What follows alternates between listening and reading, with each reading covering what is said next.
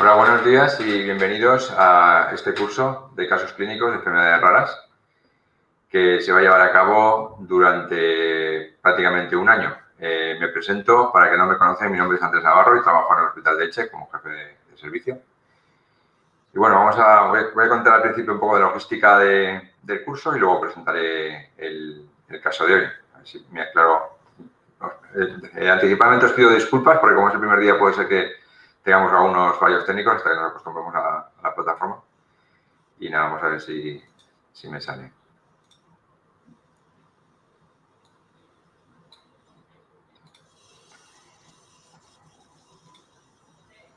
Bueno, pues como os comentaba, es un curso de casos clínicos de enfermedades raras y que está organizado por la Sociedad Española, por la Sociedad Valenciana de Farmacia Hospitalaria, perdón. Y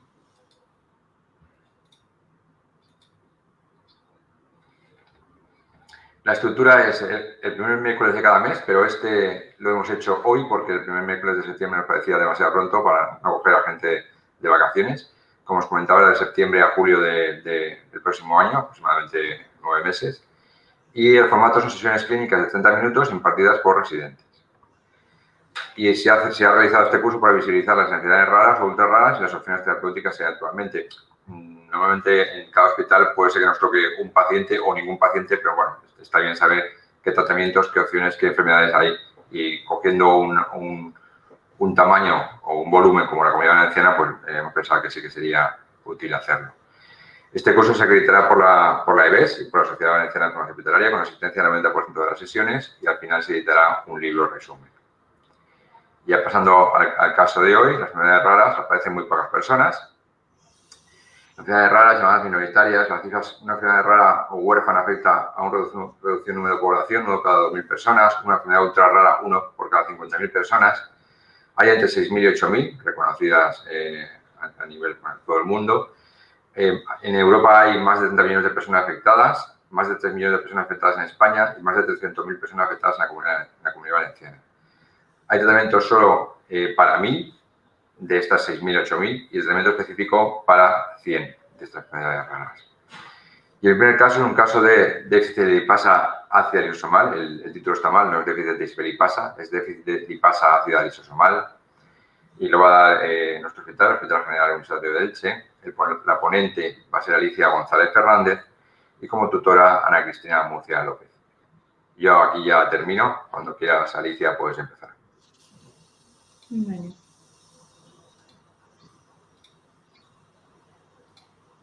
¿Se ve la pantalla? No de momento. Vale.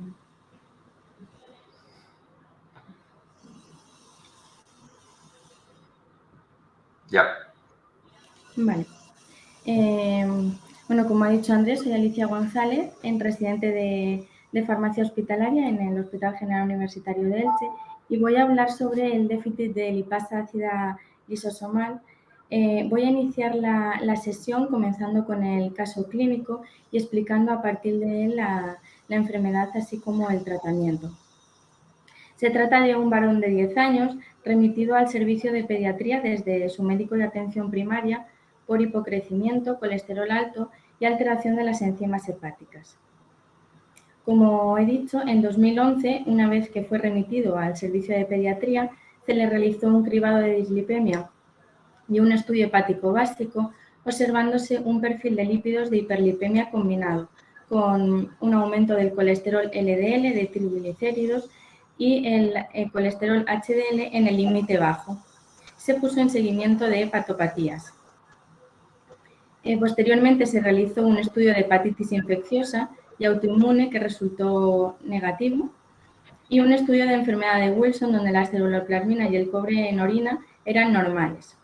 Finalmente, se solicita un estudio de lipasa ácida lisosomal en fibroblastos de la piel, remitiéndose la muestra al Instituto de Bioquímica Clínica de Barcelona para la determinación de la actividad enzimática de lipasa ácida lisosomal, diagnosticándose en 2012 del déficit de lipasa ácida lisosomal con una actividad residual de la enzima del 10%. Ahora bien, ¿qué es esta enzima? ¿Qué es la lipasa ácida lisosomal? Pues voy a comenzar brevemente definiendo qué son los lisosomas, que constituyen son orgánulos celulares unidos a la membrana de la célula que contienen enzimas digestivas y constituyen un equipo de limpieza. Son los encargados de reciclar restos celulares de desecho y si la célula está dañada y no puede ser reparada, participan en el proceso de autodestrucción de la célula conocido como muerte celular programada o apoptosis.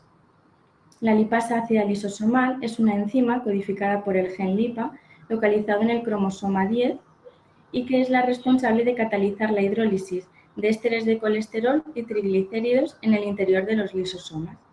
Las mutaciones que causan la pérdida de funcionalidad del gen LIPA van a conllevar a una actividad pequeña o nula de esta enzima. En cuanto a la biología de la lipasa ácida lisosomal, comentar que en el individuo sano, como he dicho, en el interior de los lisosomas va a catalizar la hidrólisis de ésteres de colesterol y triglicéridos, liberándose colesterol libre y ácidos grasos libres para el almacenamiento de energía y la señalización de las moléculas. ¿Qué ocurre en un individuo con deficiencia de esta enzima? Pues que se van a acumular en el interior de los lisosomas estos lípidos y no se va a liberar colesterol libre ni ácidos grasos libres. Por tanto, esa retención lisosomal de colesterol esterificado va a conducir a una disminución de colesterol libre intracelular, que va a provocar una hiperregulación de los receptores LDL para la mayor captación de colesterol, con el consiguiente aumento de triglicéridos y de colesterol LDL circulantes. Por otra parte, el colesterol HDL bajo en estos pacientes se explica porque la deficiencia intracelular de colesterol libre va a limitar la regulación de la proteína que transporta colesterol a la apolipoproteína A1, que es la responsable de la formación de las HDL nacientes. Pasando ya a la enfermedad, la deficiencia de LAN es una enfermedad lisosomal genética con un patrón de transmisión autosómico recesivo, es una enfermedad ultra rara, potencialmente mortal e infradiagnosticada. Según la frecuencia de los alelos, la prevalencia al nacimiento a nivel mundial se estima en un caso por cada 177.000 habitantes. En cuanto a la prevalencia estimada, en recién nacidos es de 1 por cada 300.000 y de inicio tardío 1 por cada 40.000. Estos son los datos actualizados de marzo de 2019 de la Asociación Española del Déficit de Lipasa Ácida Lisosomal, donde hay un total de 40 casos diagnosticados en España, 4 de ellos en la Comunidad Valenciana. Aquí la Asociación Española también ha recogido en una tabla la prevalencia estimada de los posibles casos, así como los casos diagnosticados por comunidades autónomas. A fecha también de marzo de 2019, no hay datos más actualizados. Esta enfermedad, la deficiencia de lipasa ácida lisosomal, tiene 3 formas de presentación clínica. En los lactantes no hay actividad enzimática de lipasa ácida lisosomal, hay una alteración en el crecimiento, aparecen vómitos y diarreas persistentes y la edad media de fallecimiento es a los 3,7 años. En los niños hay una actividad enzimática residual de LAL, aparece fibrosis y cirrosis hepática prematura y aterosclerosis acelerada. En los adultos, al igual que en los niños, también hay una actividad enzimática residual de LAL, aparece progresión de la enfermedad hepática y eventos cardiovasculares. Esta enfermedad puede presentarse de 2 formas fenotípicas, la enfermedad de Wolman y la enfermedad por acúmulo de ésteres de colesterol. La enfermedad de Wolman es de inicio temprano, es rápidamente progresiva y muy grave, es mortal a los 12 meses y con una actividad enzimática de lipasa ácida lisosomal nula o menor al 1%.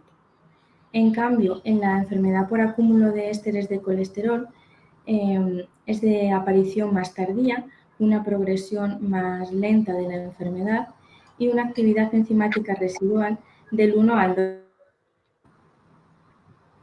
En cuanto al diagnóstico, si nos presentamos ante pacientes que tengan una alta sospecha clínica, bien sea por una disfunción hepática niveles persistentemente elevados de aminotransferasas con cirrosis, hepatomegalia o pacientes que presentan dislipemia con niveles altos de LDL o niveles bajos de HDL, el diagnóstico se puede confirmar a través de la determinación de la actividad enzimática de la lipasa ácida lisosomal a través de un sencillo análisis de sangre. Esta enfermedad comparte características clínicas muy similares a otras enfermedades como pueden ser la enfermedad de Wilson, el síndrome metabólico, la hipercolesterolemia familiar, por lo que debe incluirse en el diagnóstico diferencial.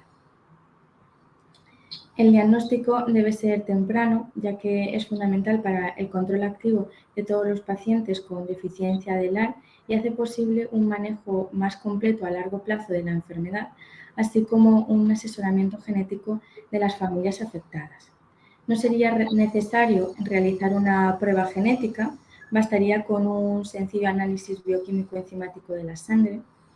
La biopsia hepática no va a permitir diagnosticar la enfermedad, pero sí que puede utilizarse para controlar la evolución de la misma, y el diagnóstico es urgente, porque las complicaciones de esta enfermedad son impredecibles y progresivas. La acumulación de lípidos a nivel lisosomal produce un daño multiorgánico progresivo. Por tanto, ¿cómo podemos confirmar el diagnóstico de esta enfermedad? Pues a través de dos métodos. Como he dicho anteriormente, a través de un análisis enzimático sanguíneo con leucocitos de sangre periférica o en manchas de sangre seca, o a través de la secuenciación del gen LIPA para la detección de mutaciones. En relación al pronóstico, en la enfermedad de Wolman, los pacientes rara vez sobreviven más allá del periodo de lactancia. En cambio, en la enfermedad por acúmulo de ésteres de colesterol, el pronóstico, así como la esperanza de vida, van a variar en función de si ha habido un diagnóstico temprano o de la gravedad de la enfermedad. Por otra parte, comentar que la terapia de reemplazo enzimático, el pronóstico a largo plazo aún es desconocido.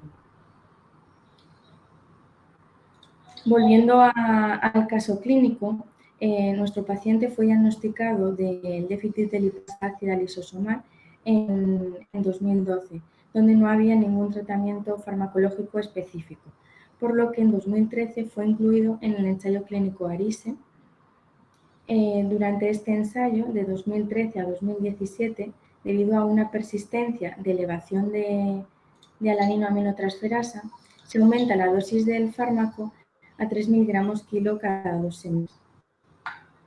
Finaliza el ensayo clínico en 2017 a la dosis de 3 miligramos kilo cada 2 semanas y en 2019, tras mantenerse estable su perfil lipídico, la dosis del fármaco se modifica a 1 miligramo kilo cada 2 semanas. Centrándonos ya en la terapia de esta enfermedad, dispone de un tratamiento de soporte y de un tratamiento farmacológico específico. El tratamiento de soporte no logra evitar la progresión de la enfermedad. Las medidas de apoyo incluyen estatinas para la reducción del colesterol, el trasplante de hígado para la insuficiencia hepática en la etapa terminal de la enfermedad, y además estos pacientes deben de tener una dieta baja en colesterol y triglicéridos, así como restricciones en las bebidas alcohólicas.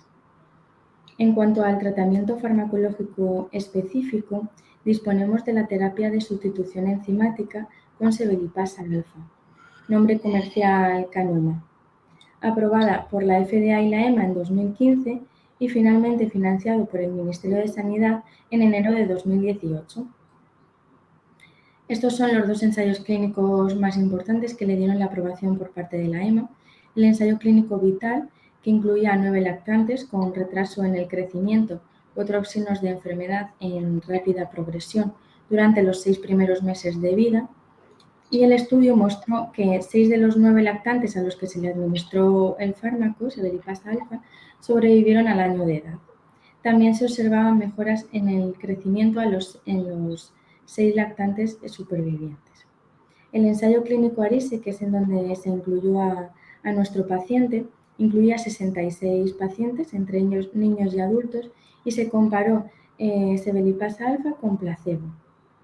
El principal criterio de valoración de la eficacia fue la proporción de los pacientes que alcanzaron niveles normales de alanino aminotransferasa al cabo de 20 semanas de tratamiento, que fue el periodo de doble ciego, ya que este ensayo también constó de un periodo abierto de 130 semanas. En el estudio se observaron que el 31% de los pacientes a los que se le administró sebelipasa alfa alcanzaron niveles normales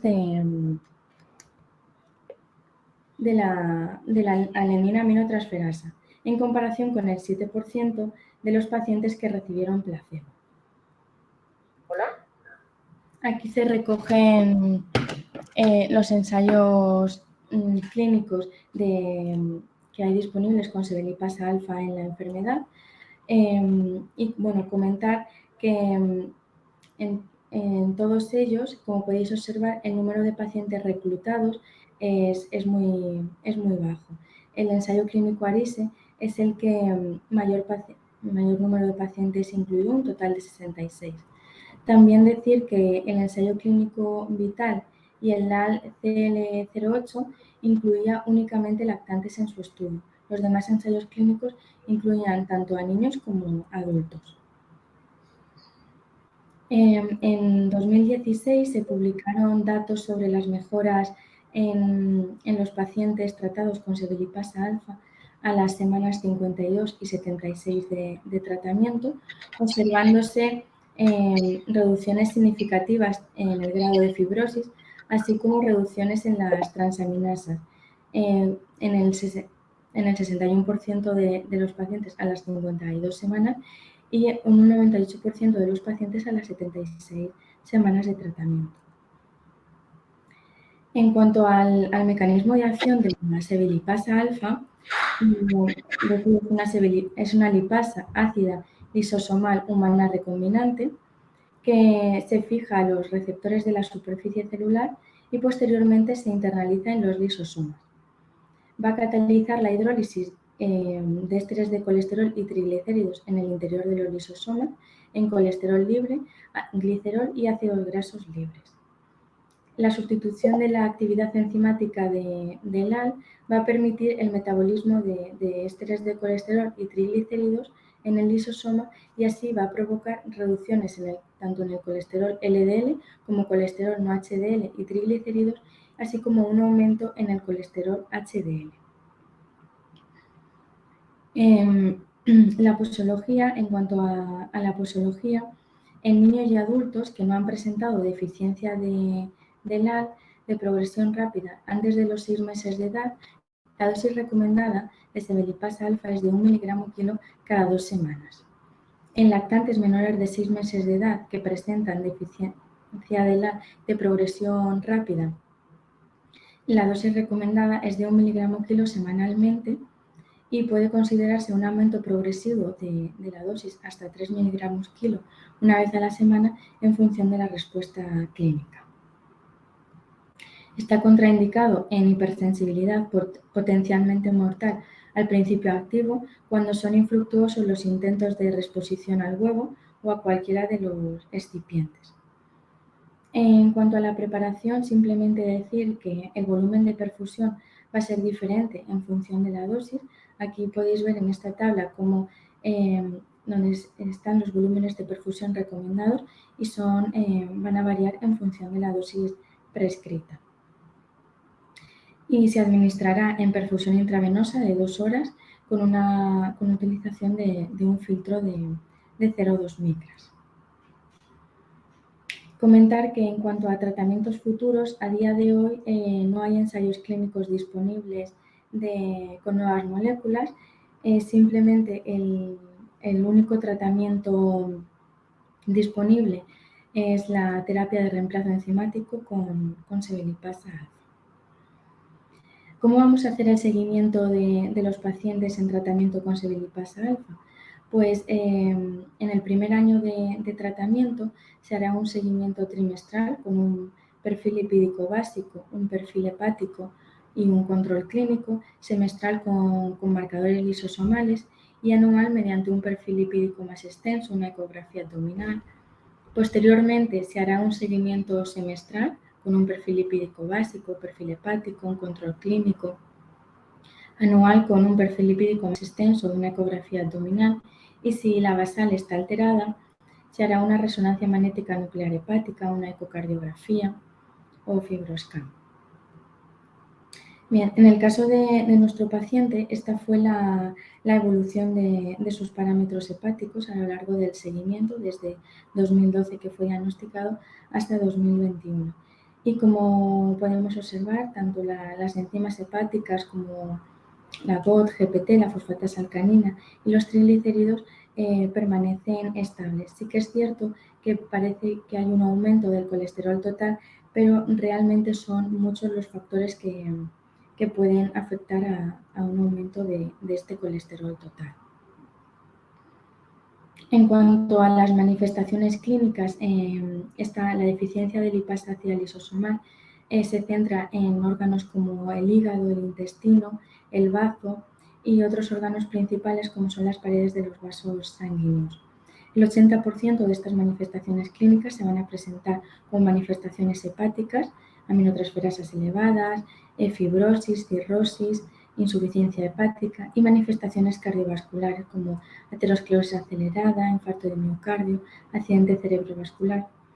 Además, hay otras manifestaciones como pueden ser gastrointestinales, esplénicas o metabólicas.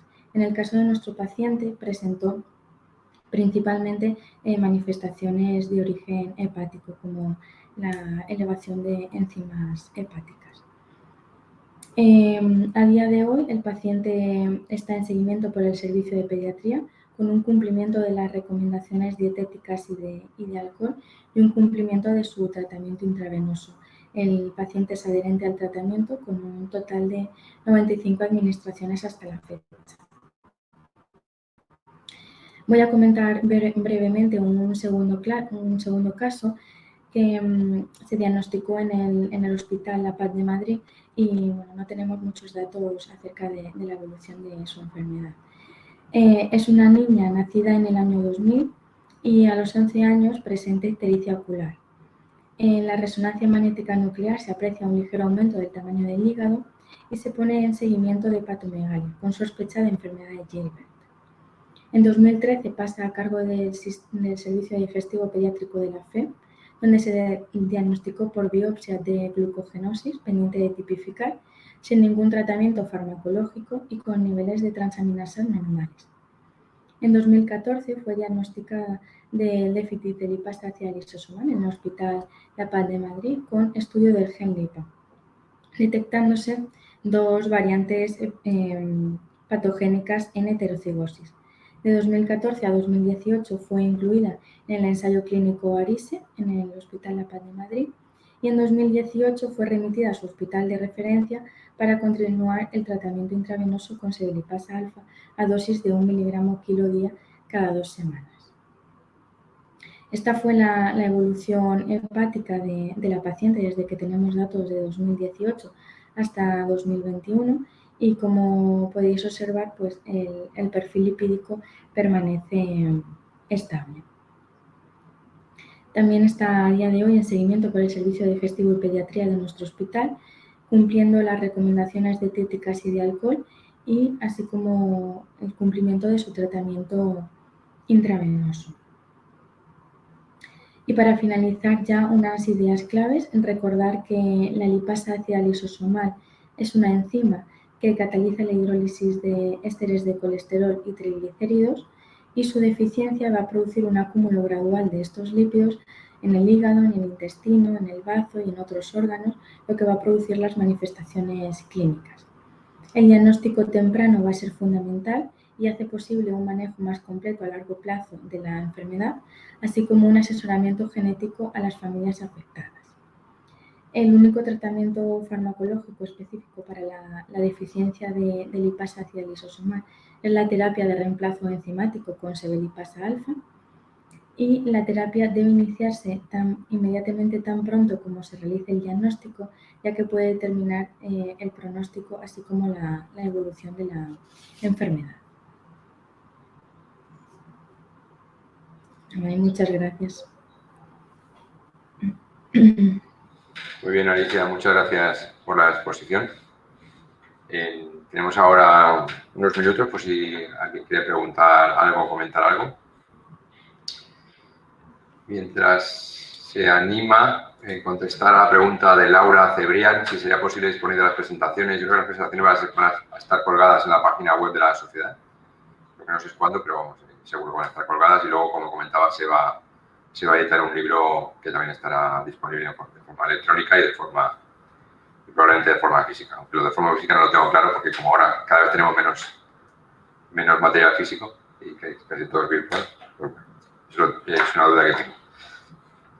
Y yo, mientras alguien pregunta o tengo una duda, os comentaba de los tipos de pacientes, unos pacientes que son como de una evolución más lenta por la evolución de estrés del colesterol, y luego hay unos pacientes de evolución muy rápida que has denominado enfermedad de Volkmann, ¿no?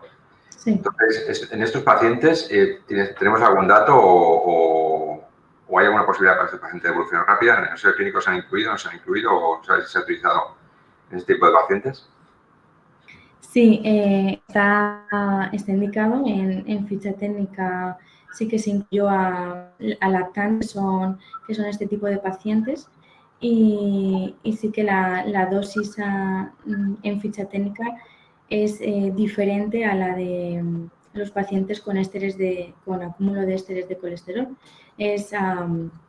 La dosis sería de 1 miligramo kilo semanalmente en lugar de cada 2 semanas, o si hay una progresión más rápida o no hay respuesta clínica, sería de 3 miligramos kilo semanalmente.